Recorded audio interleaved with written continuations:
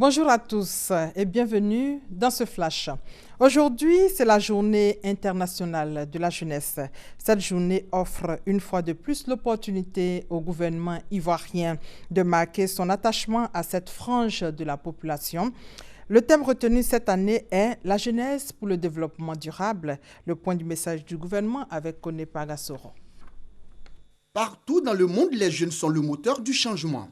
Ils revendiquent le respect des libertés et des droits fondamentaux, l'amélioration de leur situation et de celle de leur communauté, ainsi que des opportunités d'apprendre, de travailler et de participer aux décisions qui les touchent. Des mots prononcés par le ministre de la Promotion de la Jeunesse, de l'Emploi des Jeunes et du Service civique dans sa déclaration à l'occasion de la Journée internationale de la jeunesse. Pour le ministre Sidi Touré, il est temps de donner espoir à la jeunesse. Plus que jamais. Il est temps aujourd'hui d'accélérer les politiques et les programmes à leur attention afin de créer un environnement favorable leur permettant de prospérer, d'exercer leurs droits, de retrouver de l'espoir et le sentiment d'appartenir à une communauté et surtout de jouer un rôle d'acteurs sociaux responsables.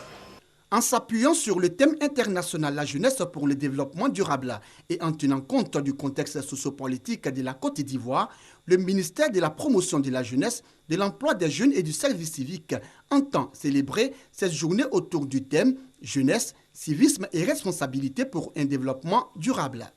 J'exhorte les jeunes à s'approprier les symboles de la République, à respecter les personnes, les institutions qui les incarnent.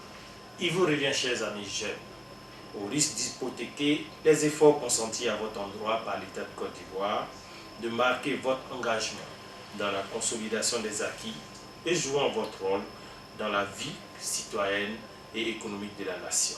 Pour le ministre Sidi Touré, la Journée internationale de la jeunesse est célébrée tous les 12 août, offre l'opportunité au président de la République, Alassane Ouattara, et à l'ensemble du gouvernement ivoirien de marquer leur attachement à la jeunesse qui constitue plus de 77% de la population. Aujourd'hui également, c'est la journée mondiale des éléphants. Le Fonds international pour la protection des animaux souhaite encore une fois alerter sur la situation dramatique de ces grands mammifères. Si rien n'est fait, 1/5 de leur population pourrait disparaître durant la décennie. 23 membres du gouvernement ivoirien expriment leur vision de l'émergence de façon artistique. Ces ministres ont en effet peint des tableaux dans le cadre du programme L'Art chez vous, une toile pour l'émergence.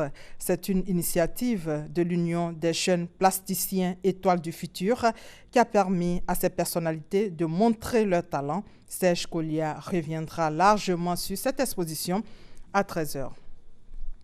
Et série d'explosions meurtrières sur des sites touristiques du sud en Thaïlande.